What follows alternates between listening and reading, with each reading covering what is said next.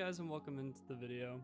Today we're going to go over how to space Billy, how it's set up, and the science behind why you get the bounce that you do, and how to find more spots around different maps. Before we get fully into how to space Billy and things it takes to do that, I'd like to give a special thanks to How Do I Chainsaw, Jay, Bones, and Insane for helping me get all these clips together and teaching me personally how to space Billy.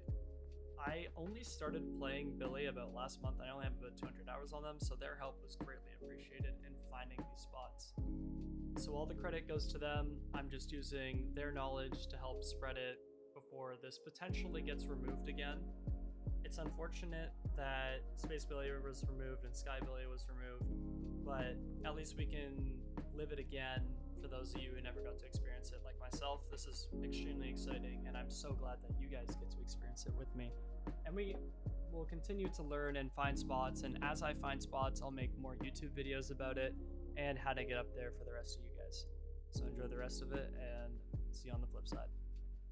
So as it stands, currently this location is the highest flight that you can get with Billy. Now, one important thing to keep in mind is when you're setting this up, your add-ons matter. Notice how I have the kickback chains and the steel boots. Billy's stagger time when he collides into an object, the lesser that time is, the higher the height. We don't exactly know the reason why that is, but it's definitely a reason. And if you're wondering why not just use the engravings, wouldn't faster mean more height? With Billy, it's the opposite. The slower he goes, the more height he gets. The other thing I'd like to mention, if you guys notice up in the top left, I have my FPS set to 120.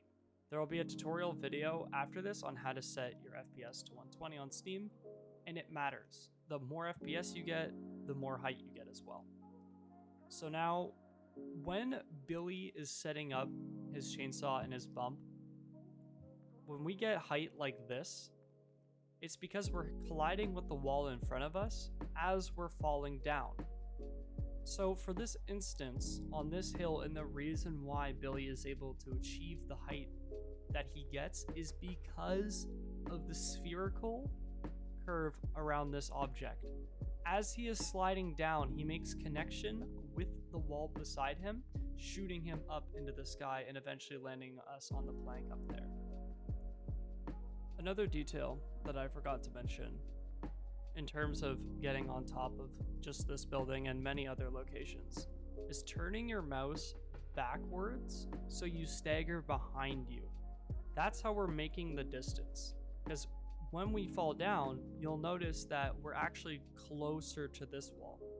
When Billy collides with an object, he staggers in the backwards direction. So when we hit here against the wall and we're facing this way, we're going to crank our mouse facing the opposite direction of where we want to land, thus making us stagger backwards onto the railing above us. In this example, we're applying the exact same principle. We're going to use the stagger mechanic and hit the wall beside us as we're falling. Once we make collision, we again crank our mouse backwards to land on this railing. As you're walking across here, inch very carefully because you can get pushed off. And once you're up, you can walk around pretty freely. You can jump off the building, you can roam around, you can glance at the scenery. It's a good time once you're up here. As I head to the opposite side, you're gonna notice that when I get to the peak, I will get stuck on something. I'm not sure what causes you to get stuck. It's not hard to get out, but your Billy will like twitch like this, and all you have to do is just move back in the other direction, or M1 will also get you out. And here's an example of me just flying off the edge.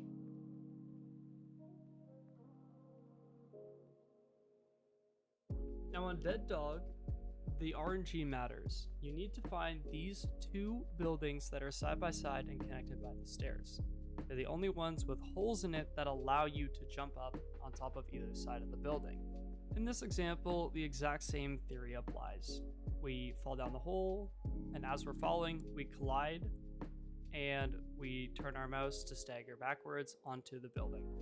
You can tour around and you can go on the scaffolding beside you. You can walk around, you can M1 to get across little spots. You can climb up. If you fall down, don't fret, you can always get right back up again. My personal favorite thing about the Bad Ham maps and the Shattered Square, the new map, is the fact that these buildings are 100% consistent.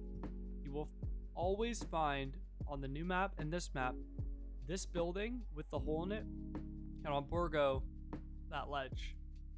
So as we come here, it's the same theory. We find the hole and we're gonna get right up against the wall. We're gonna start our chainsaw, and as we fall down, don't do that. Don't do what I just did. As we fall down, we're going to slide against the wall and bounce up, staggering backwards. Almost got it.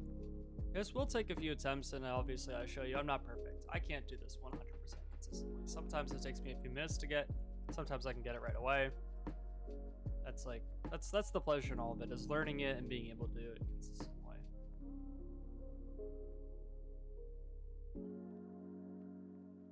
There we go. That is great height, actually. And as you can tell, we land right on top of this building and we can oversee the rest of the map.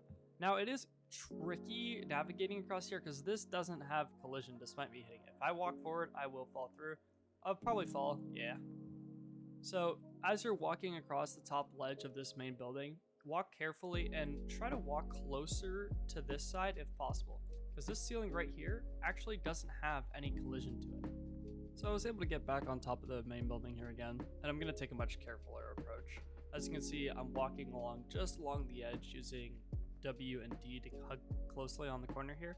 You can explore quite a bit, but do be wary, it is extremely easy to fall off. So there you guys have it.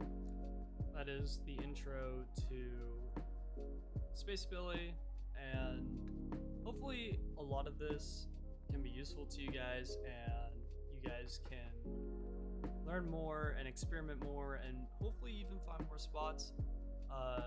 During the time of me making this video, I chose what I thought were the best of the best spots. There are other spots, but they were either useless or we couldn't really do all that much with them, so I decided to keep what I thought was the best.